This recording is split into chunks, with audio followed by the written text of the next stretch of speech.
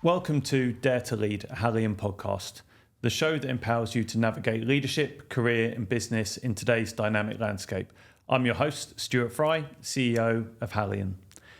As the founder of 2020 Capital, Tristan leads a portfolio generating over £1.5 billion in annual revenues, with a track record of 34 major investments, billion-pound turnovers and global industry impact. Known for his sharp deal-making and leadership mentoring, Tristan is shaping the future of workforce management and entrepreneurship. Now let's get into the chat. Hi Tristan, welcome to the show. Welcome to Dubai. Thank you. Very exciting a few months ahead of you being here, I'm sure. It's been an interesting arrival. Settled in quite quickly. Usual sort of fun of the fair, wrong apartment and lights that didn't go off, which was quite challenging. But no, it's great, absolutely great. It really manifests wellness when you come here. I think that this time of year, you've got an amazing climate. Stand out on the balcony and you just see people who are up, active and amongst it in the morning. And I think it just provides good energy. Yeah. I saw an interesting article this morning, actually. It was a Emirati guy that posted on LinkedIn that said, everyone thinks Dubai is fake. And he then said, this is why it's not fake. And he talked about the Bedouin roots and where Dubai's come from and said, actually, Dubai is visionary and it depends what walk of life you come from to what you want. So it's a wellness hub for people. People come here and they enjoy the outside life and the wellness and all the facilities available to them. People come here to shop. People come here for history and art and culture. So actually it offers something to everyone. So it is as real as it could possibly be, but it's just real in the eyes of a visionary who's created it. Yeah, no, fair enough. I mean, it's as my wife would say, it's a bit like being on a movie set. But then why shouldn't life be well ordered, well organised, well served? And I just think it stands as an exemplar where other countries struggle. But there is a good work rate, there is a good balance of cultural engagement, and that also extends to the workforce, which is culturally diverse. And albeit it's come under pressure for wage and environment, I think it's very much leading or forward thinking on the embetterment of that. As one of the interests I was happened to be looking at the weekend is what happens to all the sewage in Dubai. Again, state-of-the-art sewage plants are now processing, and it's actually not been pumped out to the oceans. As my role as being on the board of the Oceans Board of Greenpeace, I'm very interested in my environment. I'm also very interested in what we do with our general waste, landfill, and actually all of our sewage here in Dubai gets cleaned through a 3-cycle cleaning process, and then it puts back into all the irrigation. So all the greenery that we see and wonder how it's there, and what sort of resources are we desalinating to create that? No, it's all actually coming from sewage, which is very good. Yeah, no, it's incredible. Before we jump into your kind of career history and how you've ended up where you are today, tell us a little bit about what you were like growing up. Well, I was a complete disaster at school, and I think I must have been the anguish and pain of my parents for many, many years. I always went into everything with a sort of 9 out of 10 of enthusiasm and maybe a 2 or 3 or 4 out of 10 in terms of application. And I never found the cadence of my behaviour in school aligning. And one might say that was the way we academically train our children today, then, back in the day. Or you could say that my zest for life was very strong. I was never very good at rules, if rules didn't suit me. And obviously that came to bear with me being asked to leave many schools. So I ended up going to, I think, 6 different schools and left school at 16, I think, of which I was asked to leave 1, expelled from 2, had the state system in between, private schooling. So it was a real jumble sale of schooling. But I wouldn't put that emphasis or that blame onto parenting or the education system. I'd put it down to me. I also had parents that worked really hard but didn't really have enough money. So my father struggled to fund school, and so he would get support from my grandparents sometimes. which I think made the whole thing harder when your son's not particularly doing well and you're putting all your resources into trying to pay for an education. I think that created conflict at home a bit too. Yeah, yeah. But sometimes, education is a vanilla route that everyone has to go down. But for some people, it works really well, and some people it doesn't. My daughter, Grace, she struggled with her GCSEs. Didn't do anywhere near how she wanted to do. Then she went and did her GMVQ in business, and where it was all 100% coursework, distinction stars across the whole thing. And it just shows that, education is just so different for each individual person. And I'm still surprised nowadays that we have this. It's GCSEs, you sit in a room for an hour, fill in this bit of paper, and then that assesses what you're going to do with the rest of your life, because now, grades for GCSEs are so important for A-levels and university and those things. You've got an hour of your life sat in a room. It's just, it still seems crazy. Yeah, it's interesting when people...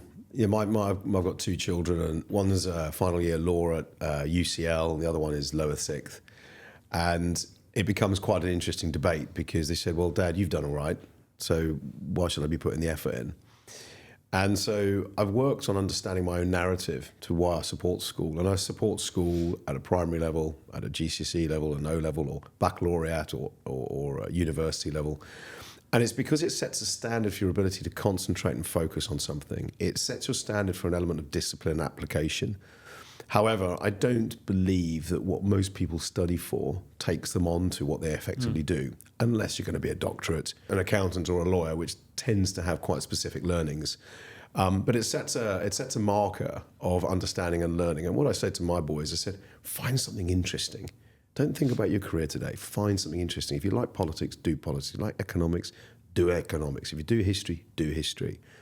And I find now, as I've got older, I love things like ChatGPT and Google. I mean, what an advent of invention, because I spend my life learning history, biology, the oceans, anything. It's fascinating. Yeah, yeah.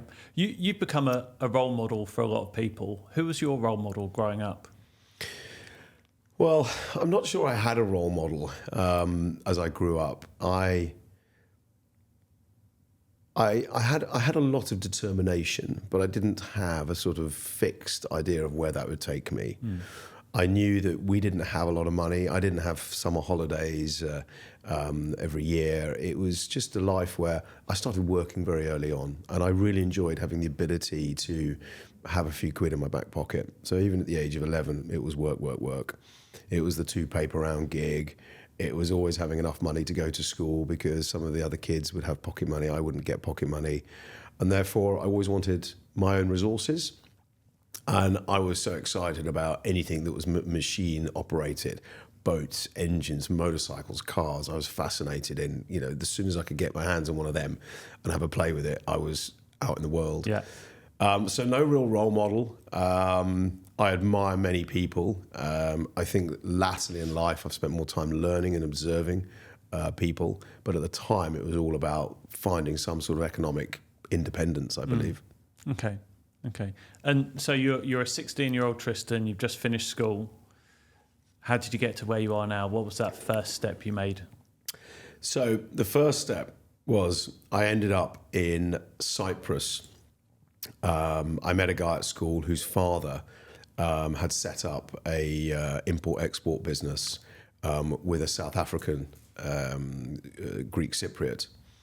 And they were also building an exploration boat. And the exploration boat had spent many, many years mapping with links to the KGB, where a lot of diamond and bullion and artifact had gone down over the previous 100 years. Okay. So the job was effectively to get me over there to be on this boat working on exploration. Treasure hunter. Treasure hunter. Nice. So what I learned very quickly is that Alistair, who is the name of the son's father, who was a wonderful raconteur, he didn't quite get the exploration boat off the ground. But he always sailed close to the wind.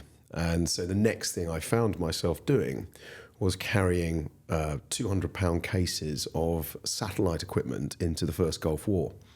So I was flown into Israel which was a fascinating scenario. I was one of two people on a flight, and left Cyprus. One box was 180 pounds, and the other box was 220 pounds, I think, or kilos. They were very, very heavy, but it was really modern technology. And so get into Israel, and then the idea was that I was being rented with this equipment to ITN, Independent Television News, which is a news broadcaster in the UK.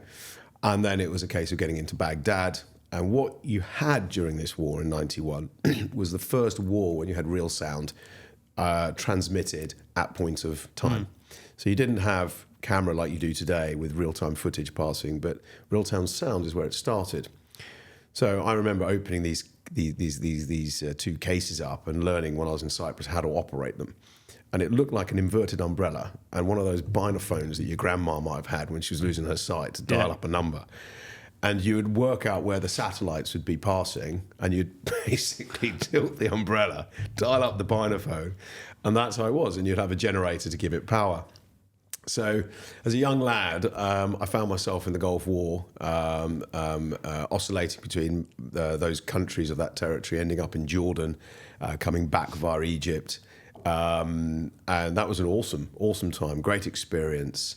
I think when you live in the West, you don't really understand the volatility of war. You don't understand propaganda. It was amazing how people believed Saddam was winning the war. How the narrative on our side of the water was very, very different. So that was my first sort of as a young lad, hanging out with the guys that ran the Sky satellite dishes and the news anchors, and it was great fun. And then I came back to Cyprus, and I worked with these two guys for a bit, and they were a little bit, close to the wire, should we say. And then I left, and a wonderful man gave me an opportunity in the Federal Bank of the Middle East, which was a Lebanese bank. And I needed a work permit in those days, and I didn't have skills that would require me to be permitted to work in Cyprus. So he said, look, I need you to ride a moped, deliver messages, collect lunches, and file the basement. So in those days, everything had 7-year filing history, physical bits of paper. He says, if you do that, £50 a week, I'll get you a work permit. And his name was Jan van Jaren, Dutchman. Amazing guy. So he got me, he professionalized me to a degree. He sort of got me into the bank. And as I spent time going through the bank, I went through foreign exchange, I went through credit and syndications, I went through letters of guarantee, I went on debt collection, I packed marble and Limassol from reclaimed assets that we needed to sell. I hired Yugoslavian refugees to pack this marble. The diversity of experience was huge. Didn't make much money, but the learning was massive. So I ended up spending around 5 years in Cyprus. Okay. Learned to speak Greek. Okay, that's where you get it from. That was where the young Tristan grew up. Great.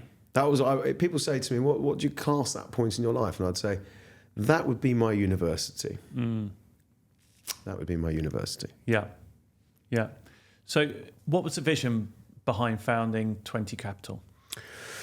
So, 2020 Capital. It was an interesting a sort of period of my life. So. In 2014, I sold a buy and build business that I'd spent 7 years building. The business is called Engage. It trades in the UK. It's one of the strongest global staffing businesses, and it's run by a fantastic board of people and owned by Graphite. They still own it today.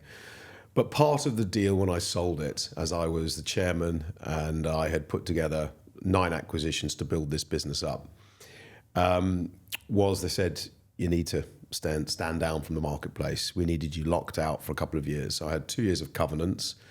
And then I was leaving my own investment firm, and I had another year of covenants on that too, which helped bring my co-invest back and tidy up my role there. So with that sort of 3-year period, I thought, well, what am I going to do? So I moved to the south of France, took my 2 boys and Cass, and we'd always had a boat down there. And so, got stuck into yoga, well-being, health, rosé, and the life. And I thought, I can't get caught offside if I'm in the south of France. I can't find myself somewhere in Mayfair having a coffee and somebody go, "Oh, look, you've broken a covenant." So I thought, you know what, make a clean break of it. Don't put yourself in the risk camp. Get yourself out and do some well-being. So I was 42 at the time, and economically independent, which is a big thing. I think I had spent every working day till I got to 42 to be totally economic free, and that economic freedom, it was exactly what I needed for me at a personal level. So those 3 years were super from a family perspective, a health perspective, a well-being perspective. And when I came back, I thought, well, what do I want to do? And I thought, well, I'm going to go and set up a proper private equity firm. And because I really came from very little and I didn't have a qualification and I hadn't worked in a sort of blue chip private equity firm, I thought I'm going to raise institutional money. So I went off to raise 50 million. And I got an offer for 25 from two parties, which would have given me my 50, of which you end up cornerstoning that. And at the 11th hour, 59th minute, I said no. And the work that goes into raising a fund is unbelievably difficult.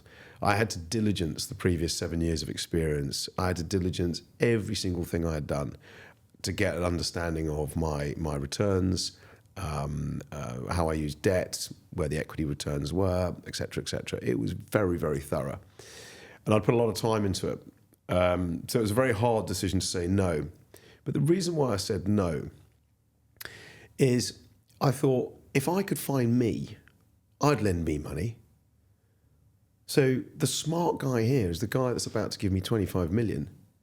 But then I'm locked into 7 years. I've got certain behavioural restraints. I've got certain controls. But if I back me, why don't you back yourself? So instead of taking their money, I decided to back myself on my own balance sheet. That was the starting advent of 2020 Capital.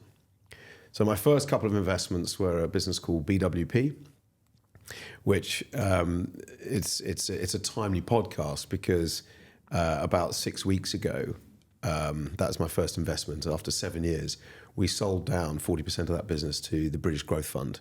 Okay. Wonderful transaction. Very, very close to the CEO still today, but I stepped off the board and I'm still a shareholder in that. The second business I did was a business called Talos 360, who was founded by Steve Rundell and Thomas Coulter. Steve is a friend. We sold that business maybe 18 months ago to Lloyd's Development Capital. So another fantastic exit. And the third deal I did was when I met Ian Munro, and I invested into his business called Castle Rock. And it was a money-in deal to reconstitute the balance sheet and effectively provide working capital and allow us to rebank what he had built up over the previous 20 years.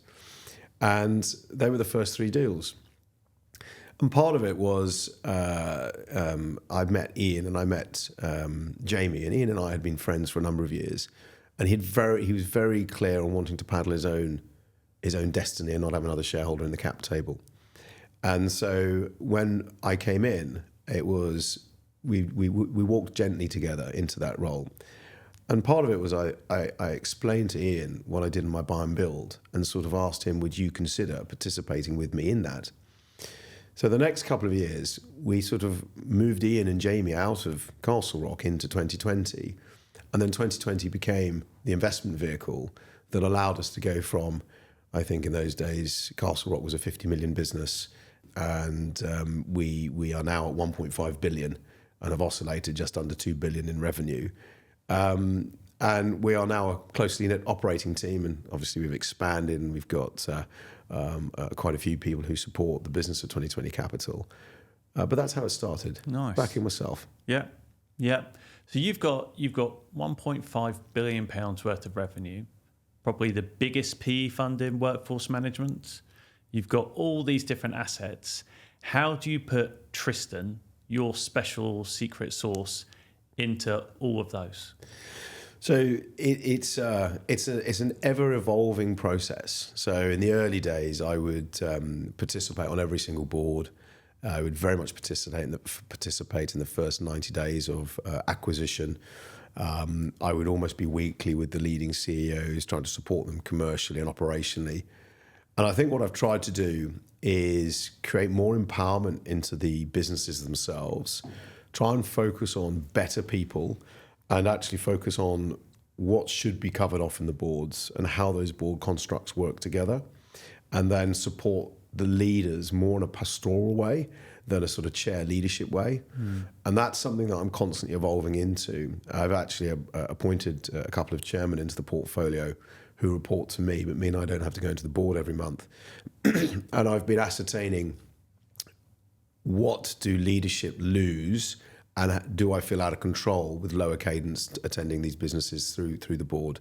So I'm not sure that I have a firm roadmap that I would offer our listeners to say this is the way it works.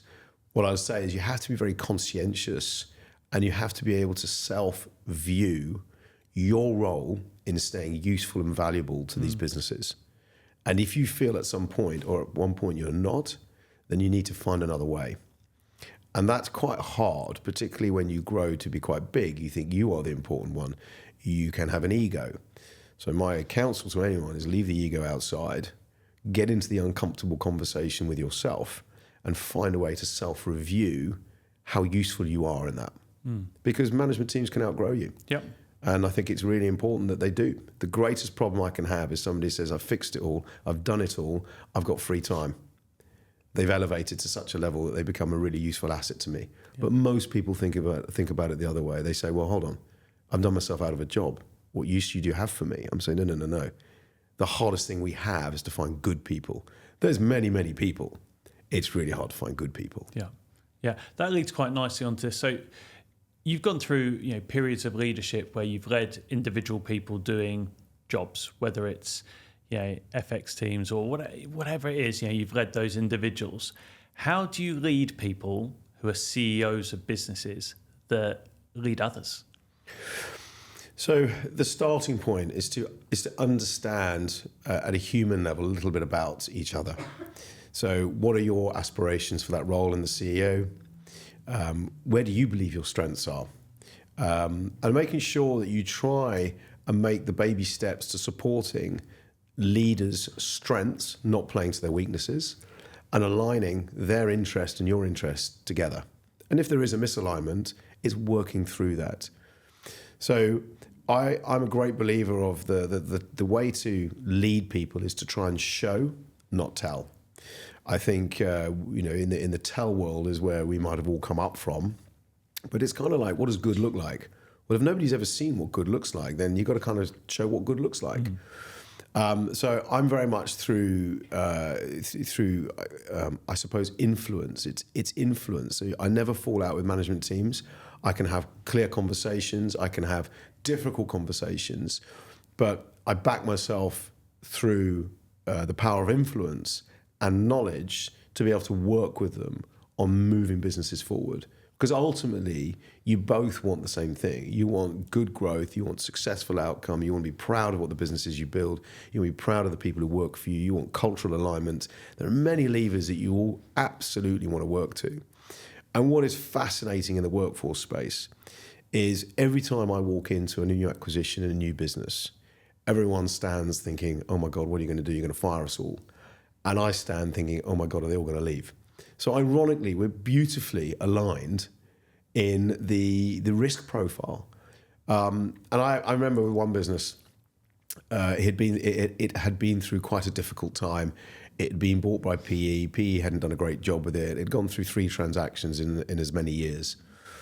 And I remember the CEO said to me, how am I going to trust you? And it's a difficult question because you really want to turn around and say, trust me, I'm a great person. Trust me, I've got an accolade of history of doing great things. But none of that really rubs. So I thought I'd answer it in a different way this time. I said, the only way trust builds is through continuous time and attention and the consideration of behavior. And on the basis that behavior is consistent, trust builds. I can't give it to you in a week. I can't give it to you in an hour. But if you stay and turn up and remain consistent, I will stay, turn up and remain consistent. And we've now been working together 5, 6, 7 years, and we have a fantastic relationship.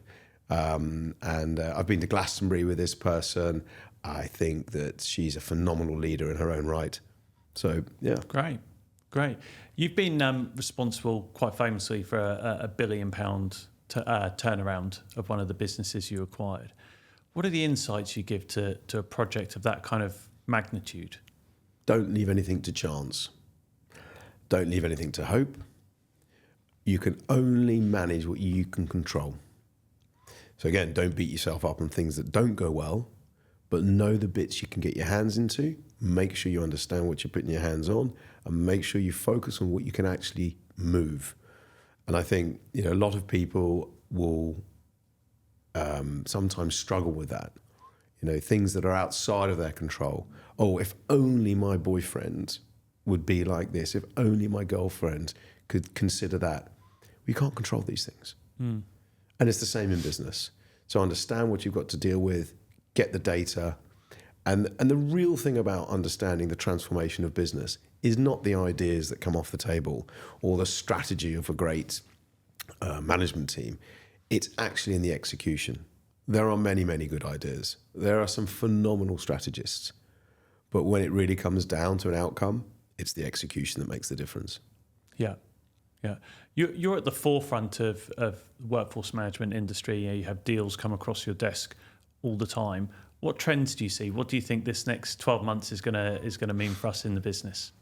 Well, I think where we're based with Haleon, we have a strong growth opportunity, I believe, because we're in emerging countries that have a higher than normal sort of opportunity in front of them. Where we have businesses in the UK, I think it's somewhat challenged. We've had a year of pretty much flattish headwinds.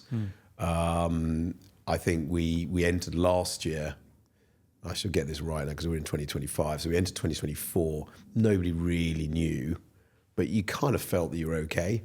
But the trading of that year was definitely flat and actually going backwards. Into 25, I don't see any change. We've had a change of government. Austerity spending may change. You might find that some of our public sector businesses get a lift because many things in the healthcare system are working hard to try and give a service, but it's heavily broken. And I think that where we see strong opportunity, I think you'll see a rebound in the US. So Haleon in the US, I think we should do reasonably well from. Our healthcare businesses in Australia, our nurse business is still going very strong. Doctors a little bit softer. I think what we're doing in Saudi and the Middle East and this whole sort of UAE area, I think is huge opportunities. I also think we have a really good infrastructure here now to create much more of a hub-based operation. I think when we originally made the investment into Haleon, there was US behavior that says, well, I'm not sure I want to invest in these emerging territories. Maybe it's human rights, maybe it's law. So there was a sort of what I'd call tread carefully. But we've just seen such an influx of leaders in their own right, tech in its own right, businesses in their own right, choosing to be in Dubai. And it's not just tax. I think it does come with lifestyle. I think it comes with a really abundant workforce of varying levels. And I think we're well poised to capture that. And I think bringing that back to Europe, Germany, where we've got a lot of operations, I think is continually challenged still.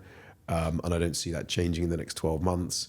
And I think Europe is okay. I don't see it as a bull market, but I think it's solid. And the great news for a number of our businesses is that some of our businesses are the largest in what they do. And we sometimes get sheltered quite well. So even though there is impact to profit, there is impact to margin, we don't feel terrible, but we need to be mindful of actually this is an impact. But because of the scale, we kind of weather it quite well. And we have to not lose sight of things like our working capital cycles. Just because we are of the size we are, people just tend to lose sight of credit control, for example, cash management. Yeah. But you take a bump at, 1.5 billion, it's a big bump. So you have to stay on all of these operating line items as well. Yeah. Yeah.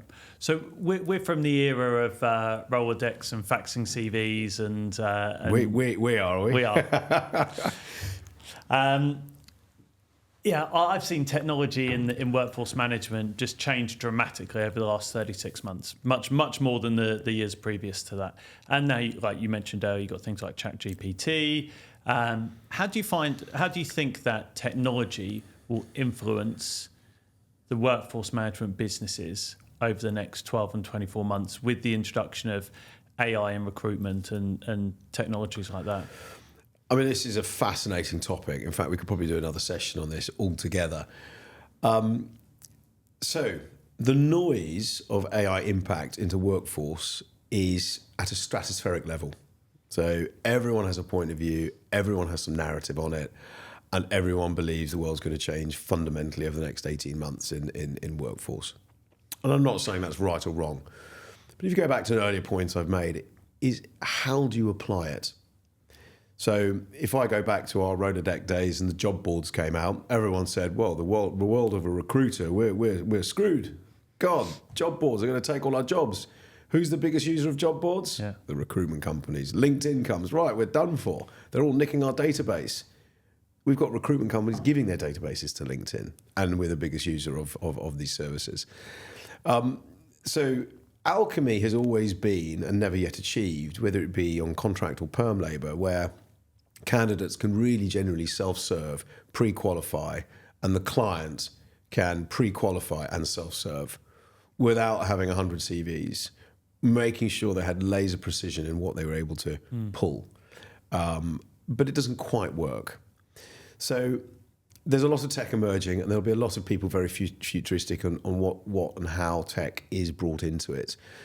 And I think AI will do functions of workforce. So in the old days, we all used to run big databases. Well, a database, as soon as you put a candle on a database, it's dead. Because unless you find some sort of AI tool that keeps that updated with mobile numbers and email addresses and social engagement and contact, it just disappears into the ether.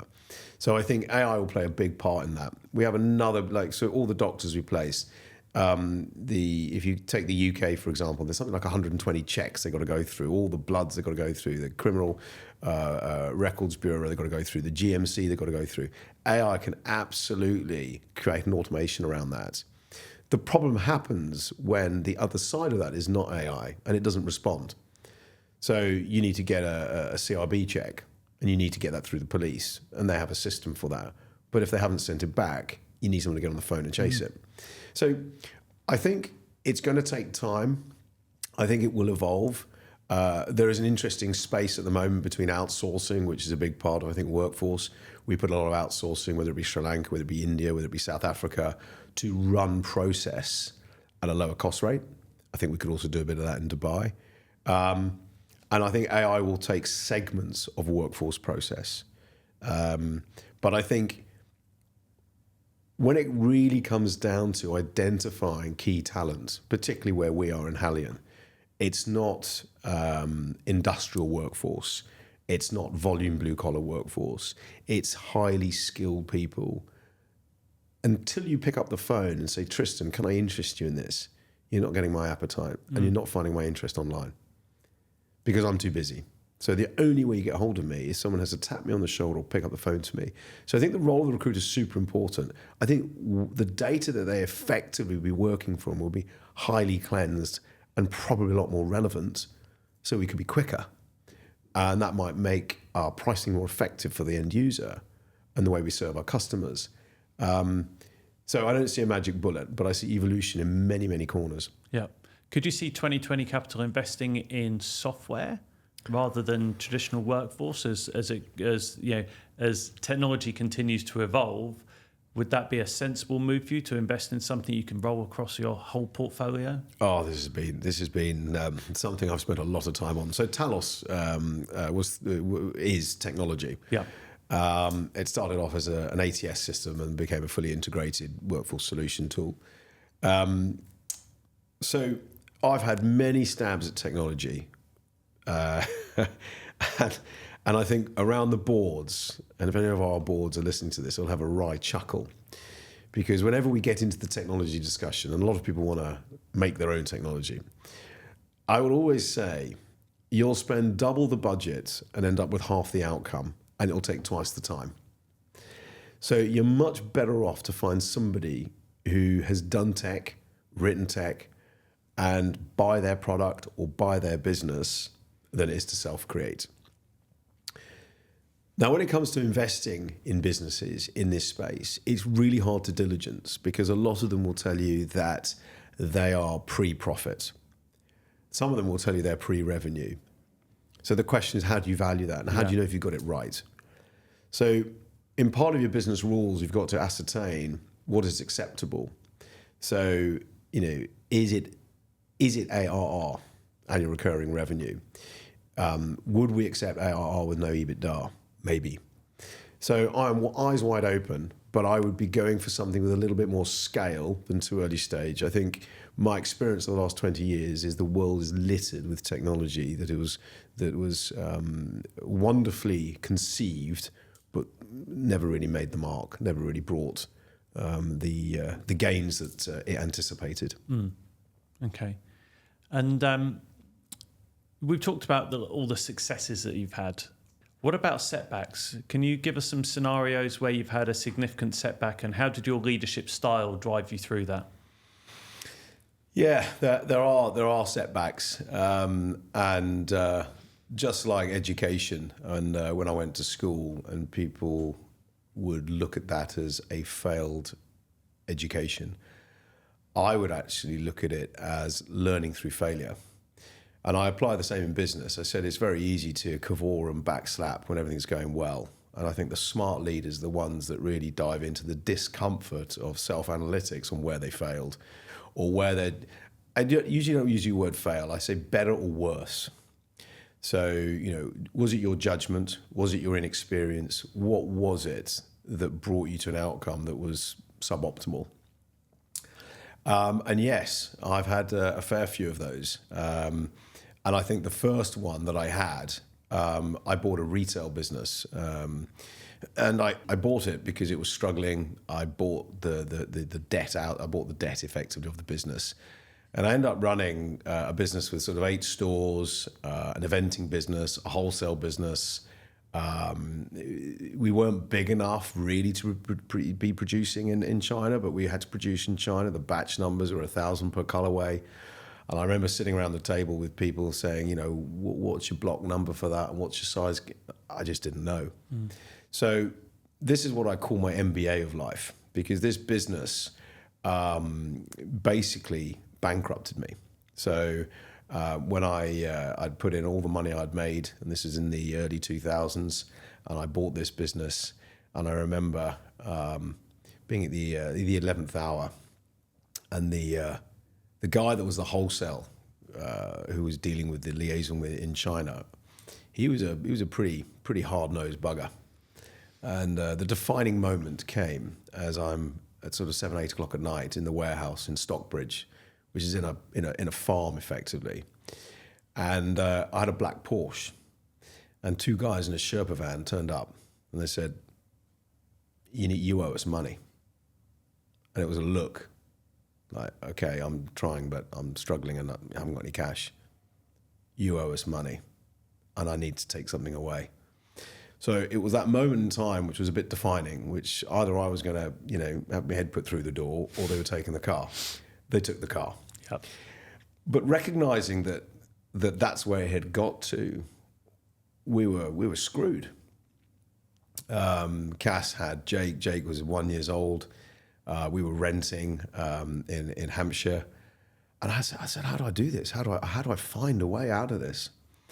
So I found through looking through law, I understood what the rights and rules of creditors. So I went into a CVA, Creditors Voluntary Arrangement, which allowed me a moratorium for the business to breathe. And I got the timing of that right, which allowed me to generate some cash, which then allowed me to get on top of my creditors, which then allowed me a business that I could exit.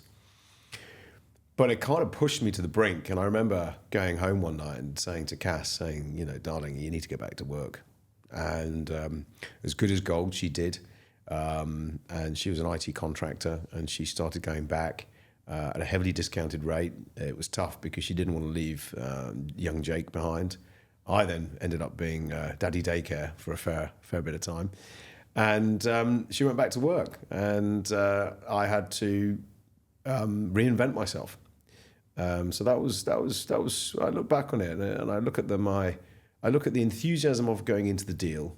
I look at the lack of knowledge I had going into it. I look at the issues I had around not having all of the component parts of the business right. So whether it be garments, whether it be FD, whether it be HR or legal. But I learned a lot. It would be the MBA, if I really narrated that. That would be great learn. That didn't go well at all. Yeah.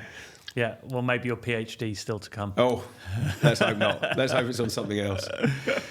Well, Tristan, it's been great having you here today. I really appreciate the time you spent with us, and especially since you've just got to Dubai. But one final question: how do you dare to lead? So, the dare to lead is a great question to think about, and for me, a decision is better than no decision at all. And I think people get paralyzed in, should I go left, should I go right, should I go left, should I go right? And in the dare to lead point, make a decision and make it right. Brilliant. Well, thank you very much. Welcome. Thank you very much for having me.